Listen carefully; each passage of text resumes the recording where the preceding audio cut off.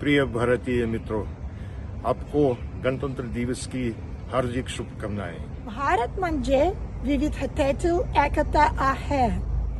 Ехасай деша, чунтаре поратана гняна, обабішитара свапна, хати чал. 나라 шара бишоке праман каречен, J бойчитро दुर्बोलतनोय, это хой शोरबचो शोक्त्या. What is the future? अफसोस के साथ वो जिस ग्रुप की मैं बात कर रहा हूं उनकी आंखें बंद और कान बंद है. ट्वीट को यूज करते हैं सारा दिन, टिकटॉक पर बैठे हैं, ट्विटर पे बैठे हैं, एक्स पे, इंस्टाग्राम पे हैं, लेकिन उर्दू इंग्लिश का एक लफ्ज नहीं जानते, एक लफ्ज नहीं लिख सकते. उनको पता नहीं है इस उर्दू को इंग्लिश में गूगल से फ्री ट्रांसलेट किस तरह करना है. दुख के साथ कहूंगा आज भारतीय यौम जमहूरिया पर कश्मीरी अवाम दुनिया भर में यौम स्याह मना रही है. बिल्कुल, जबकि वादी कश्मीर में आज नाज़रीन हड़ताल का ऐलान किया गया. यौम स्याह को मनाने का बड़ा मकसद मकबूजा जम्मू कश्मीर में काबिज भारतीय अफवाज की जानिब से वसी पैमाने पर. आप देखिए, भारत में डेमोक्रेसी इतनी वाइब्रेंट है, ये तो हमें मानना पड़ेगा कि इसको मेरे पैरों के नीचे से खिसकाकर मोदी जी ले कैसे गए हैं. अब ये मुद्दा इतना सिंपल नहीं है.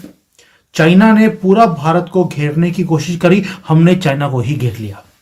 पाकिस्तान को भी परेशान कर दिया है, उधर से अफगानिस्तान ठोक रहा है, इधर इंडोनेशिया और मलेशिया जिसको हम बोलते हैं कि मुस्लिम कंट्रीज हैं, उन्होंने भी पाकिस्तान को स्नब करना शुरू कर दिया. उसी समय दुनिया के सबसे पुराने और भरोसेमंद मित्रों में से एक रूस की ओर से आया एक संदेश पूरे भारत के दिल को छू गया.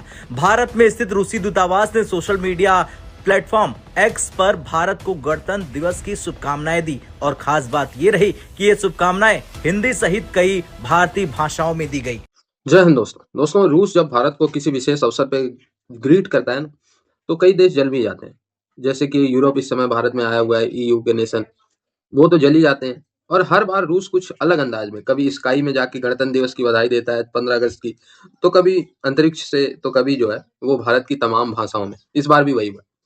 रूस की जो एम्बेसी है भारत में, उन्होंने उसमें कई ऑफिसर्स हैं, उन सभी ऑफिसर्स ने अलग अलग भाषाओं में जो है वो पहले से प्रैक्टिस करके वीडियो रिकॉर्ड करके भारत को बधाई दी है. कोई ऑफिसर, कोई एम्बेसडर जो है हिंदी में, कोई ओडिया भाषा में, कोई मराठी में, कोई गुजराती में, कोई तमिल में, तो कोई बंगाली में. इसी तरीके से भारत की जो प्रत्येक प्रांतीय भाषाएं हैं, राष्ट्रीय भाषाएं हैं, उन सभी के अनुवाद करके जो है भारत को रूस ने यूनिक तरीके से 26 जनवरी की बधाई दी है, गणतंत्र दिवस की. ना ये सिर्फ बधाई भारत को रूस ने ही नहीं दिया, आपने देखे तो कई देशों में बल्कि सेलिब्रेट किया जा रहा है भारत का 26 जनवरी. रूस के स्कूलों में सेलिब्रेट किया जा रहा है, अमेरिका के सड़कों में जो है तिरंगा लहराए जा रहे हैं. ठीक है, अमेरिका की तरफ से बधाई आ गई, ऑस्ट्रेलिया की तरफ से. तो दुनिया के अभी तक मैं देख रहा हूँ लगभग 1 बज गया है और 1 बजे तक 127 से ज्यादा देशों को, रिपब्लिक्स के जो रिपब्लिक होते हैं अधिकतर ना, उन्हीं की तरफ से रिपब्लिक डे पे बधाई आता है भारत को. 127 से ज्यादा देशों से बधाई आ चुकी है भारत को. तो ये कोई मजाक बात नहीं.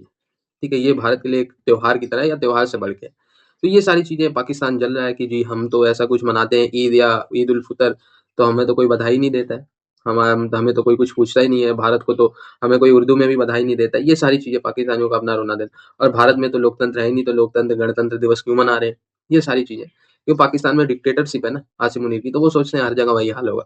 तो इन नालायकों को कौन बताया. आप देखिए, भारत में डेमोक्रेसी इतनी वाइब्रेंट है, ये तो हमें मानना पड़ेगा. Indian democracy, Indian republic, it is something that is rare, precious.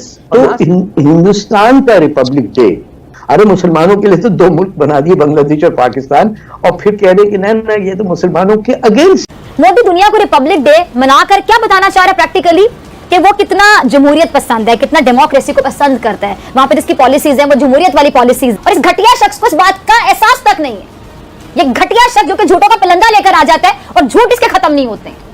अब जब हालात ऐसे होंगे नाज़रीन, जरा सोचिए, दिल पे हाथ रखिए और बताइए, जब हालात ऐसे हों तो कौन मानेगा कि भारत वाकई जमहूरियत का चैंपियन. दुनिया को दिखाने के लिए कि भारत ने सबसे बड़ी जमहूरियत का ठेका उठाया हुआ है, इसलिए आज यानी 26 जनवरी को भारत में रिपब्लिक डे मनाया जा रहा है. लेकिन भारत और मकबूजा कश्मीर में इस दिन को बतौर यौम जमहूरिया नहीं बल्कि यौम स्याह के तौर पे मनाया जा रहा है. मोदी दुनिया को रिपब्लिक डे मनाकर क्या बताना चाह रहा है प्रैक्टिकली, कि वो कितना जमहूरियत पसंद है, कितना डेमोक्रेसी को पसंद करता है. वहां पर जिसकी पॉलिसीज है वो जमहूरियत वाली पॉलिसीज हैं, जमहूरी पॉलिसीज हैं, अवाम दोस्त पॉलिसीज हैं, जनता के लिए वो काम कर रहे हैं. हालांकि हकीकत इसके उलट है, सबको पता, जनता को भी पता है.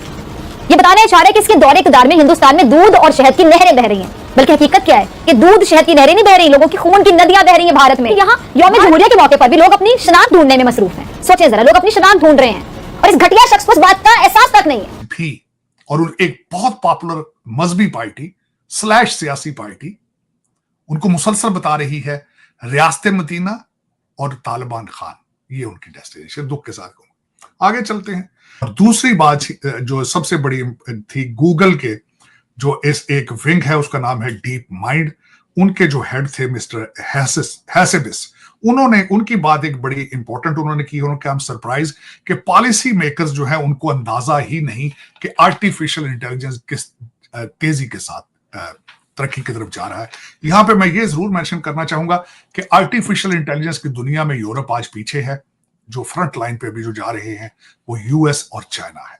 ये समझता हूं, आज मुझे किसी ने ये क्वेश्चन किया कि क्या बात है कि यूनाइटेड भारत में उस वक्त तो पाकिस्तान भी उसी का हिस्सा था, बांग्लादेश भी उसी का हिस्सा था, बल्कि आप कह सकते बर्मा भी उसका, लेकिन भारत ही उसको बार बार सामने उसको क्यों उस पर तवज्जो देता है?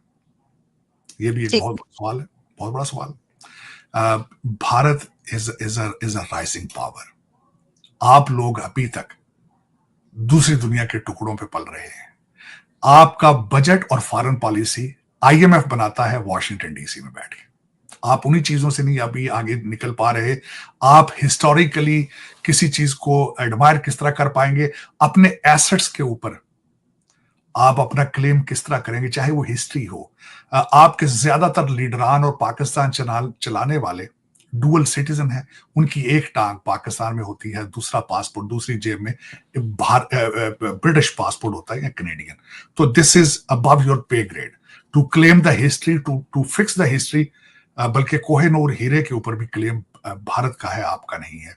बिकॉज यू आर, मैं हमेशा ये कहता हूं, you are not Pakistani. Because Pakistan के अंदर इस वक्त अलमिया ये है, पाकिस्तान के अंदर पाकिस्तानी कोई नहीं रहने वाला। जो बच्चा पैदा होता है उनमें से ज्यादातर ख्वाहिश होती है पैसे देकर जाके मौत खरीदते हैं। उन कौमों के लिए ये जरूरी नहीं है कि हिस्ट्री को पढ़ा जाए। क्या है कि जेलम के पास जो पहला बैटल ग्राउंड होता था, वहां पे हम हमेशा हर फॉरेन इन्वेडर को लेट के वेलकम करते थे। हमारे डीएनए में फाइटिंग नहीं है, हमारे डीएनए के अंदर पार्टी है। अमेरिका के अंदर अगली जनरेशन काम करने से इनकार हो चुकी है। 12 साल ओबामा साहब ने लगा के इनको गांजे पे लगाया था। मरवाना पी रहे हैं, यहाँ पे प्रोडक्शन कोई नहीं हो रही है। बिल्कुल आपको पता ही है जो हालात इस वक्त अमेरिका के। आईएमएफ का 6 रुकनी वफद वहां पे गया है और वो सिर्फ और सिर्फ ये स्प्रिंग क्लीनिंग के लिए गया है कि आप किस तरीके से आईएमएफ को बेवकूफ बना रहे हैं। उन्होंने जाके जुडिशरी को भी देख लिया है और सबसे पहले आपका सिविल सर्विस एक्ट जो है उसको भी उन्होंने कहा कि खोल के हमारे सामने रखें। ग्रेड 17 से ग्रेड 22 तक के लोगों के एहसास से मेक द चेंजेस देयर कि हर साल इनके एहसासों की जांच पड़ताल हो। अब बात करते हैं हम इन लोगों को आप सेटल कर लें सऊदी अरेबिया के अंदर, तो पाकिस्तान ने भी उस पर स्टेटमेंट दी थी। तो दर हकीकत उस रीजन के अंदर रीग्रुपिंग हो रही है। उस Tayyip Erdogan is a very important person right now, Syria के हवाले से इज वेरी इंपॉर्टेंट। और आज भी मोहम्मद बिन सलमान और तैयब अर्दगान दोनों के अंदर एक कोशिश है कि वो इस्लामिक वर्ल्ड को लीड करें। लेकिन देखते हैं कि अब पाकिस्तान इसमें क्या करता है। तो जरिए मैं खुलासा आपको पेश करना चाहता था। मैं समझता हूं कि नहीं साजिद साहब, आपने तो इतने जितने टॉपिक्स इस वक्त दुनिया में चल रहे हैं उसका इतना इन डेप्थ एनालिसिस हर एक पर पेश किया है कि 20-25 प्रोग्राम देखने की जरूरत नहीं है। आप एक ही प्रोग्राम ये वाला देखें और आपको बहुत कुछ पता चलेगा।